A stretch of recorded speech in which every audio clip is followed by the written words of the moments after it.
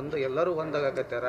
ಆದ್ರೆ ಉಳಿದವ್ರನ್ನ ಇಕ್ಕಟ್ಟಿಗೆ ಸಿಗಿಸಿ ತಮ್ಮ ಸಮುದಾಯವನ್ನ ದೊಡ್ಡ ಸಮುದಾಯನ ಮಾಡಿ ಉಳಿದವ್ರನ್ನ ದಾರಿ ತಪ್ಪುವಂತ ಕೆಲಸ ಮಾಡಾಕತ್ತಾರ CM ಅವರು ಅನ್ನೋಂಥದ್ದು. ನೋಡ್ರಿ, ಇದು ಸತ್ಯಕ್ಕೆ ದೂರವಾದಂಥದ್ದು. ಪ್ರಜಾಪ್ರಭುತ್ವ ರಾಷ್ಟ್ರ ಯಾರ ಹಕ್ಕನ್ನು ಮೊಟಕುಗೊಳಿಸುವಂಥ ಪ್ರಶ್ನೆನೇ ಇಲ್ಲ, ಯಾರೂ ಕೇಳೋದಿಲ್ಲ. ಸುಮ್ಮನೆ ಇದು ಆರೋಪಗಳಂತಾರೆ, ಇವಕ್ಕೆ ವಿನಾಕಾರಣ ಆರೋಪಗಳಂತ. ಇದಕ್ಕೆ ಯಾವುದೇ ನೋಡಿ, ಅವ್ರವ್ರ ಧರ್ಮ ಅವ್ರವ್ರು ಏನು ಬರೆಸ್ಬೇಕು ಅವ್ರು ಒಗ್ಗಟ್ಟಾಗಿ ಬರೆಸ್ತಾ ಇದ್ದಾರೆ. ಇದು ಎಲ್ಲರಿಗೂ ಬರಬೇಕಲ್ಲ ಪ್ರಜ್ಞೆ.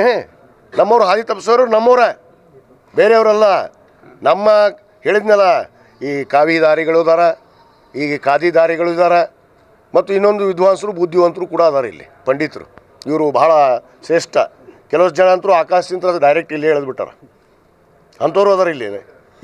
ಇವರು ಹುಟ್ಟಿಲ್ಲ, ಇಲ್ಲಿ ಹುಟ್ಟಿರಿ ಅನ್ನೋದು ಮರ್ತು ಬಿಟ್ರೆ. ಅವರು ಯಾವ ಧರ್ಮದಲ್ಲಿ ಹುಟ್ಟಿದೆ ಅನ್ನೋದು ಮರ್ತಾರ, ಯಾವ ಜಾತಿಯಲ್ಲಿ ಜನಿಸಿದೀವಿ ಅನ್ನೋದು ಮರ್ತಾರ. ಸಾಕ್ಷಾತ್ ಪರಮಾತ್ಮನಿಂದ ಇವರು ಪ್ರತ್ಯಕ್ಷ ಆಗಿಬಿಟ್ಟಾರೆ ಈ ಭೂಮಿಗೆ. ಆ ಪ್ರತ್ಯಕ್ಷ ಆದವ್ರಿಗೆ ಏನು ಹೇಳ್ಬೇಕಪ್ಪ, ಹೇಳೋಕ್ಕಾಗಲ್ಲ. ನಾನು ಯಾರ ಹೆಸರು ತೊಗೊಳೋದಿಲ್ಲ, ಯಾರಿಗೂ ಹೇಳೋದಿಲ್ಲ. ಅವರು ಸಾಕ್ಷಾತ್ ಪರಮಾತ್ಮನಿಂದ ಈ ಭೂಮಿ ಮೇಲೆ ಸೃಷ್ಟಿಯಾದಂಥವ್ರು. ಅಂಥವ್ರಿಗೆ ನಾವು ಮಾತಾಡೋಕ್ಕಾಗಲ್ಲ. ಸರ್, ಯತ್ನಾಳ್ ಅವರು ಈಗ ನಿನ್ನೆ ನೀವು ಒಂದು ಸ್ಟೇಟ್ಮೆಂಟ್ ಮಾಡಿದ್ರಿ. ಈ